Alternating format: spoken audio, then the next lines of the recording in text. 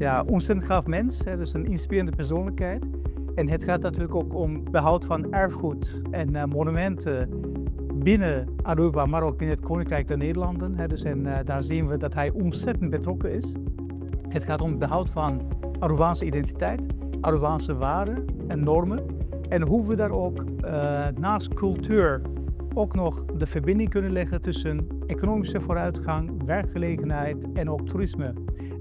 En hij heeft een inspirerende visie daarover. Ja, er zijn mogelijkheden zat. Hè. Dus als we dan überhaupt kijken hier om ons heen, dan zien we al dat er projecten gerealiseerd zijn. En als we dan naar de toekomst kijken, hè, dus wij zien in ieder geval dat er nog meer projecten in de pijplijn staan. En daar hebben we hoogste vertrouwen in dat Aruba daarin nog stappen gaat zetten. Nou, wat we sowieso doen is, wij bieden dan ook laagrentende financieringen. Dus dat zijn financieringen tegen zeer lage rentes. En dus ook met een lange doorlooptijd. En dusdanig dat ook de mooie projecten op Aruba gerealiseerd kunnen worden. Nou, wij hebben een aantal monumenten al met elkaar geïdentificeerd. Hè. Dus wij werken ook samen met Monumentenfonds Aruba. En ook, en zij werken wederom ook met het land samen, maar ook met het Monumentenbureau.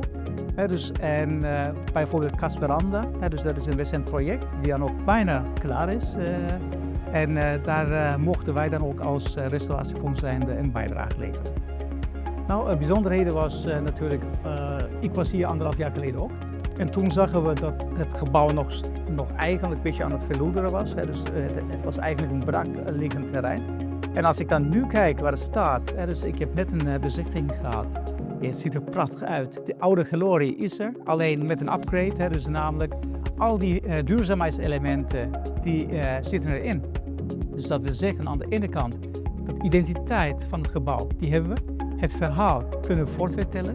En het heeft nu eigenlijk een upgrade gekregen. Dus daarmee is de springleven niet alleen nu, maar ook voor in de toekomst.